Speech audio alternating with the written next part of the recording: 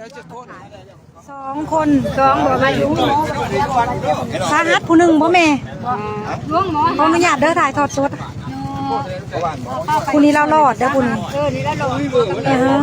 เราว่าไม่ทับเราว่าเกิดอุบัติเหตุอยู่คันแยงเด้เอ้ยบ่แม่นคันแยงบ้านยังก็แม่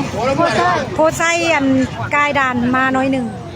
ได้รถมันมาแต่ต่อเขตคือสิแม่นเขาว่าคือสิแม่นนับในบ่จังได๋เสียชีวิตคาที่2ผัวเมียจริงมันเกิดอุบัติเหตุแต่เว้นสิแหละแต่ว่าบ่กล้ามาเบิ่งเขาเอาคนไปเบิดแล้วจังว่าไข่หมดแดงกับผมอันนี้พัวแล้วผู้นี้หักไข่แต่ว่ามันบอกโคมเจ้ามันบอกรถมันหลีกลงพี่ก่อนที่มันบอกมันนอนนี่พ่อมันนอนทางนั้นแล้วเองก็เจ็บเหมือนกันวันนี้ผู้ที่เราสาหัสนะเราอยู่ต่อห่านกับผู้นั่นแม่นบ่แม่ผู้เสียชีวิตมันอยู่ทางหน้าแล้วยับมาเลยผู้สาหัสนั้นแล้วจังเจ้า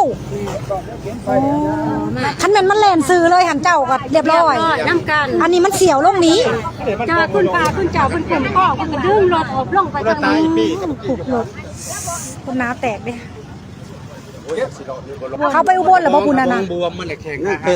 ผู้นั้นผู้หญิงหรือผู้ชายผู้นั้นน่ะนี่โอ้ยตายอีตนเนาะโอ้ยตายแหละเทวดาเอ้ยพอตั้งสติไหลเรื่องเติบพอตั้งสติไหลของเป็นแม่มาร้านคอยใช่เด้ร้านกูไปทางไหนเด้ไปทางไหนเด้มันดีมาถามว่าเมียอีหน่อยมันไหนอย่ามันคล้ายปลาเจ้าหันล่มลงบ่ไม่ทับนะแม่หรือว่าล่มแล้วแม่มื่นตามาบัดนี้สมุนบ่แหละมันบ่มีห่านเราบ่ไม่ห่านเราทับไม่ห่านทับเราซื่อๆรถน่ะเสียวลงนี้เด้จริงๆตอนจักโมงแม่4 โมงเหรอ3 โมงที่กินปกติเฮาก็มาซื้อปลาซื้อสลีอยู่แล้วแต่เห็นเราเอามาตอนนั้นน่ะวันนี้แล้วเฮานอนแล้วตื่นมาแล้ววันนี้เฮาเห็นเฮาบ่กล้ามาเบิ่งจนเท่าเขาเอาไปเบิดแล้วเฮาจังมาเฮาบ่กล้ามาเบิ่งเสียงผ้าได้แหละแต่ว่าอยู่ในเหตุการณ์นี่เคยนั่งกินม่วงอยู่ในห้างคนท้ายกับวันนี้ผู้เจ้าของรถเราบ่ได้เก็บหยังบ่แม่เสียงผ้าป้าเขาไปกดแล้วบ่เบียดบ่หรือลาวไปหูการบัดนั้นมาคับมันบ่เจ็บบ่เลยด้วยลมนั่นเลยถ้าเว้าให้ฟังแน่ทุกขออนุญาตเด้อไล่สดมันเป็นได้ทำบิดนายบ่เห็นคอยนั่งหันหลังใส่นั่งหันหลังใส่บัดนี้มันคือเสียงผ้ามันดังแบบเสียงผ้าดังป้างรถห้านคอยมันก็ยุบลงคอยก็ลุกขึ้นมาขอยก็แล่น5 ล้านคอยขนาดสับปิ้วไปเลยสับไว้อยู่นี่เนาะเจ้าตั้งบุญต่อว่าต่อแทนเด้อเจ้าไปทำบุญเด้อปกติมีจังห่านอยู่นี่อ้ายพกเราบ่ได้มา2โอ้โธ่คันมาเด้อเบิ่งเอาโลดเจ้าอยู่สนแม่นบ่รถมันเลี้ยววิทย์เจ้าหันแม่ใหญ่นี่อยู่ก่อนเจ้าแล้วเจ้าอยู่คอยกับเมียคนอยู่ได้ก็จะไปซื้อบ่พริกเลือดต่างคอยกับเมียคนโอ้ยข้าจะเว้าสาธุเด้อยายบ่ข้าจะ2 คู่3 คนคันนั้นจะห่วงอยู่คันแม่นรถมันซื้อเลยหันเรียบร้อยเบิดอ้ายอันนี้มันผัดเสียวลงนี้เนาะเสียชีวิตคาที่เนาะอ้าย2 คนเนาะผัวเมียพวกเจ้าละค่ะคอยรักกว่าตาย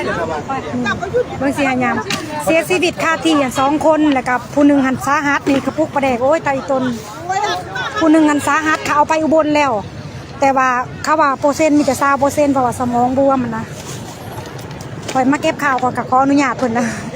ตอนมันเกิดนะคอยบ่กล้ามาเบิ่งคอยก็เห็นอยู่ไข่เป็ดไข่ห่านแตกเบิดปกติเขาก็มาซื้อของกินอยู่นี่ประจำเนาะเพราะว่าเว้าอะไรสดอ้ายว่าปกติคอยก็มาซื้อตลอดมื้อนี้ก็ว่าสิมา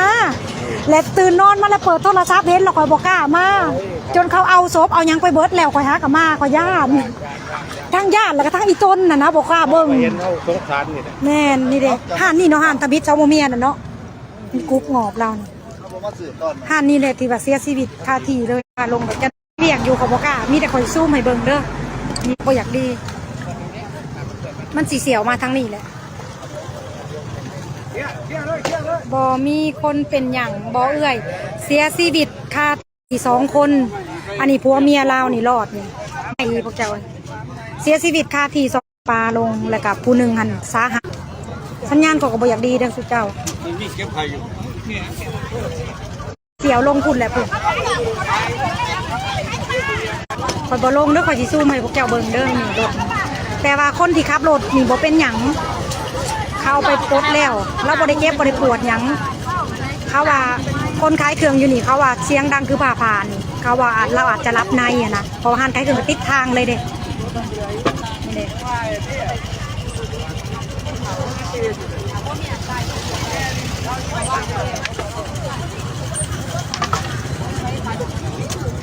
เพิ่นเอาไปเพิ่นแล้วเขาจังกล้ามาตะกี้เขาก็บ่กล้ามาเขาย่านห่านนี่เพพังยางยายหมุนเบิดบ่มีหยังเป็นสิ่งดีเลยแม่นถูกห่านนะคะโหลดมันหาเอาเครื่องไปเลยจนหอดถูกบ่อนโหลดลงกูแหละโหลดแก่มั่นบ่จักหรือโหลดลากบ่บ่แม่แม่ลูกทำเนี่ยโหลดแก่มันบ่หรือโหลดเป่า แกมันรถบ่ โหลดเป่าแต่ว่าแก่มันมาแล้วเนาะ เอามา ขากลับเนาะโอ้ คนหันยังหนุ่มเติบโต เอาส่งฟรี โอ้ยเด็กน้อย หน่อยเนาะกัน คอยว่าอย่าว่าเรารับในคือจะว่าเนาะอันนี้ปูหลอดชีวิตเด้อนี่เด้อคนกระบุญอะดิไอ้โลเนาะแม่ มันเสียงดัง เด็กสาวโมเมียเพิ่น เมื่อยอยู่เดียวนี่ ไม่ทักเพิ่นห้ามเจ้ากระมุนเบิดเพพังเบิดบ่ อันนี้ห่านแม่นอนห่านเพื่อนคอยอันนี้ห่านเขาเอง อือฮึ โอ้ยคงห่านได้อยู่คนเขาว่า บุญเราหลายแท้ๆสองผู้เมียนี่น่ะ คนเว้นเขาก็โบยยังได้ร้ายค่ะไม่ได้ย่อเขาเอิ้นเต้ากับร้านเพิ่นก็บอกจ้าโอ้ฉันรู้คนบ่น้อยว่าได้ ข จะ อบ ให้ ใจ เป็นยังเด้อ จื้อเอ้ยใช่ไหมโน้ยกระจือเจ้าแม่ได้อยู่คุณแหละปกติอะเลยว่าสิมาซื้อสลีนี่มาซื้อซิกลิก เป็น เนาะ ความเป็นได้ แล้วตื่นมาแล้วเปิดโทรศัพท์เลยเห็นโลดเลยบ่กล้ามาเห็นเขานอนอยู่เลยบ่กล้ามาเบิ่งเลยย่านตอนจนเขาไปเบิดเลยจังมาเอาแบบว่า1มากับอีโตนน่ะนะแต่ว่าเขาก็บ่ได้ย่านดอกแต่ว่าอีโตนน่ะนะสังเวชสังบอลน่ะมันใกล้ๆอยู่เนาะเฮือนเลยก็อยู่นี่เห็นเขาไล่สด ขายแล้วว่าแล้วบอกว่า ไปจือตึกตัวนั้นข่อยว่าเอ้าคือตลาดข่อย มันก็โบดเป็นผู้ละตายตัว คันแม่นข่อยบ่นอนเด่นน่ะข่อยมาน่ะบ่ได้เจอ แล้วผู้ละตายเลยบ่จะสิกับโบด บ่ห้านข้าวโพดแล้วอยู่พี่คุณนั้นขายปลา ยังบ่ไม่ขายยังคนบ่ฟัน สองลูกสองคนสองคนลูกกันเดือนหนึ่งก็ใส่เลือดเดือนห เดี๋ นึ่ ยว ง ก็นั่งวิดีโอมันก็บุบมาว่าเดียวเลยมันบุบมา ไม่ผมว่าลูกยังน้อยคนหนึ่ง ไอ้เจ้าบ่ซอ มันมีคนขับรถนะ ซอคันเด้อบ่เล่นร้าน รถนั้นบ้านใด ร้านจะเป็นอะไร ยังบ่ฮู้มันบอกว่ารถบ้านใด บ่ฮู้บ้าน บ่แม่นรถมันบ่ ผู้ละตายจักปี รถสารวัตรนาตะปือคุณบ่หรือรถ สิแม่ตายนี่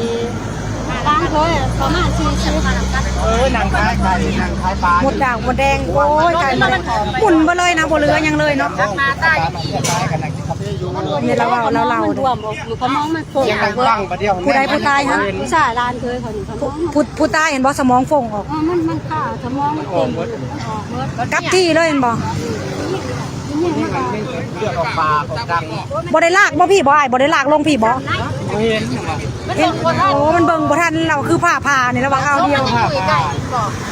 มันรถเป็นไก่เนาะ ได้หอยลง มันเบี้ยมาหอย แล้วนอนเสียชีวิตอยู่ไสอัน ถ้าเรา สอง มา เมียน่ะ เราเขาเรียบร้อย ดูพุ่น โอ้รถลากไปหอดพุ่นไปกับหัวรถเลยเห็นบอก นั่งกินม่วงน้ำคอย พัวหันอยู่บนผาเท้าโอ้แล้วขายผัก ว่าโอ้ผ่าขาวพุ่นบ่เด้ๆผ่าขาวโป๊กเราเนี่ยเขาออกแบบ เด็กๆพัวบนผาเท้าเมียบนกงใหม่เขี้ยวๆบนอันบนทุ่งยางชี้แดงๆปากว่าเห็นเด็ก บ่ค่อยบ่ได้ลงไปเด้อสุเจ้าเพราะว่าเจ้าหน้าที่เพิ่นเฮ็ดเวียกเด้บอลผ่าขาวโป๊กนี่เด้เราเสียชีวิตอยู่บ่อนนี่แหละ ถ้าจะเข้าตำรวจเข้ากับว่าเบรกแต่มันพอมัน แล้วก็เมียหันไปเสียอยู่บ่อนทุ่งยางแดงพุ่นล่ะว่าแม่นบ่แม่ ผ้าไม่แหละ หาบนทุ่ง ลากไปไกลเติบเด้อจากนี่เด้อข่อยสินี่ข่อยซูมเด้อข่อยสิเอาขาวเด้อบ่อนเราเสียชีวิตเนาะผัวเราอยู่บ่อนผ่าขาวนั้นเมียเราอยู่บ่อนทุ่งยางแดงนั้นบนพุ่มเขี้ยวๆ บนผงเขียวๆหันวันนี้จากบอลลากไปเด้อคอยสิเว้าพี่ห่านเราอยู่ส่วนพี่บอลอ้ายเสือเขียวยืนนั่นแหละห่านเราน่ะ และรถมันจะลากเลี้ยวนี่หันเราอยู่ห่านส่วนชุดกำลังกินสมอยู่และอันนั้นไม่ทับและอีกสองห่านอยู่ในนี่หันเป็นเขาปิดมือนี่เนี่ยบอลต่อกันนี่เขาบ่มาคันสองห่านนี่มานี่ก็โอ้จักสิว่าจังไดอีกจานเป็น4เป็น5คุณบ่จักเด้เพราะว่ามันพังหมดเลยนี่เขาปิดไว้เขาบ่ได้มามีแต่หลอด2คนเหล่านี้ก่อนโอ้ยหลอด3จังแม่นบุญแท้บุญหวานสรุปแล้วเป็น6แม่นบ่อ้ายไปห้องหมอ1เสีย2และผู้นึง3คนพวกเจ้ากินสมผู้ คนทั้งหมด 7คนละว่าทั้งหมดโอ้ รอด3ตาย2อันนั้นบาดเจ็บ2 บาดเจ็บ2ผู้นักสาหัสบ่สาหัสผู้นึงหรือบาด2เลย อยู่บน2เลยดันแล้วบ่ยังบ่ได้เด้อนะ ยิงกับทรายบ่ นี่หมด ผู้ยิงเบิดแสดงว่ายิง3ทราย1โอ้ เพิ่นให้ข้อมูลละเอียดได้เพิ่นจดสั่นเนาะ ด้านกับถึงด้านโคตรหนึ่งจะฟ้องประเทศร้านจะฟ้องประเทศใส่ตัวลูกก็ยังน้อยหนึ่ง แม่นโหลดตามกัน ลูกกับบุ้งยังซ้าย ผู้ใต้เห็นบ่ผู้ ลูกยังน้อยหนึ่ง ผู้ชายหันจักปีผัวน่ะ ถ้ากระจุกโคโซอันโอบอลลูกวะ บ่พอ โบหัน42 43นี่แหละ ลูกหันลูกจักคน ลูก2 คนใช่หนึ่ง ผู้กกฮักก็อยู่ป .2 ลูกโป๊กอันโบราณอยู่โคโซลูกโป๊กอันอยู่โคหา ไปอีตนนะโอ้ยไปเบิดทั้งพ่อทั้งแม่เลย แม่จะเป็นลมเลยสอบไปสอบ ตาหน่ายเนาะ เมื่ออาบน้ำก็เมื่ออาบน้ำแต่พอว่าที่เราไม่ได้ แม่นเด้อเอ่ยจะไปฮดน้ำมนต์เด้อทำบุญเด้อเอ่ยเด้อไปเข้าวัดเด้อนะคะดีแท้ก็ไปอันปฏิบัติธรรมจักมื้อหนึ่งเด้อไปนอนวัดจักคืนหนึ่งไปนั่งสมาธิสวดมนต์เด้อเอ่ยเด้อโอ้คอยน้ำมังนาวแตกน้ำเจ้าเอ่ยเว้ย ลูกสาวลูกเคยไผ่มาว่าพ่อกับแม่ ของว่าพวกเมียลูกเสกโตมาก ลูกเซ่เขาก็ว่าพ่อเมีย จะไปนอนบัดเด้อไอเด้อคืนนี่เด้อเจ้าอดเอาเด้อจะไปนอนคืนหนึ่งแล้วมื้ออื่นจะเจ้าสิออกแต่บัดแล้วให้เพิ่นลดน้ำมนต์ผูกคอต่อแขนให้เด้อบุญไอ้ลีอีหลอได้นี่เจ้าบุญแท้ๆได้นี่สิกออกน้อยเดียวหนึ่งนี่เลี้ยวมานี่อันนี้ นี่ของโดนเกี่ยวมัน เสียงแบบผ้าเลยนะเสียง อ๋อของแนวโหลดมันบักไงนอนน่ะ กระเบื้องรักอันนั้นมันตัวทักจากบริรัก เด้โอ้4ลักลักมาลายนี่ฮะลัก1 2 3 4มันหลีกลงคานี่เนาะนี่ เด็ เด้ กทับไว้เด็ก ลงตื่นไป4 ล้านมื้อนี้หั่นบ่ทันได้เงินพอกี่ โอ้ยตาอีตนเอื่อยเอ้ย ลงทุนไป4 ล้านบริเงินครอบครัว ตา ท่าน อี ได้ ตน ขายหลายจับไม่ทันได้ขายจับ โอ้ย ไม่ไหวเอาไหวมาก ในเจ้าหน้าที่กำลังเห็ดเดียกอยู่ขอยประกาศลงไปเด้อขอยญาติเพิ่นห้าเจ้าเบิ่งเอาเด้อซูมให้เบิ่งอยู่บ้า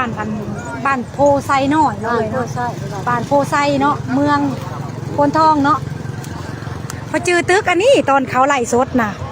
ลูกตื่นนอนมาเลยลูกเห็นเขาเจ้าไล่สดเลยลูกจือตึกอันนี้เอ้าบ่เจ้าก็เห็นดอกเจ้าเอิ้นเฮาเลยซื้อยังนาง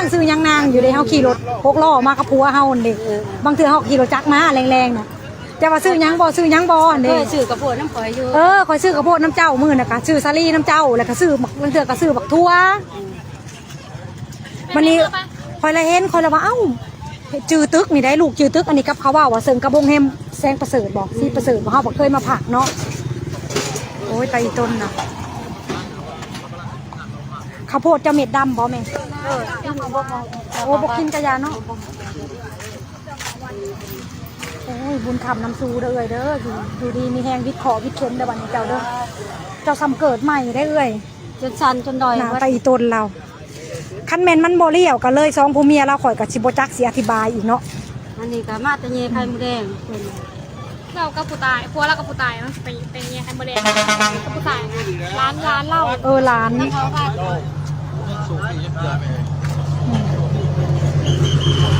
ป้าแม่เพิ่มไหม ระวังได้ลูกแหละผัวเราเสียชีวิตเมียเรากลางแดงพุ่นแหละลากไปมันบ่แม่นก็ได้พี่มาแต่ละนี่แต่พี่แหละลักมาลายทำบิดนี่รถเกิดอุบัติเหตุเด้อรถแก่มันมาแต่ต่อเขตผู้ใดที่เข้ามาน้ำหลังอะนะสิอธิบายให้ฟังรถต่อเขตรถเดรถ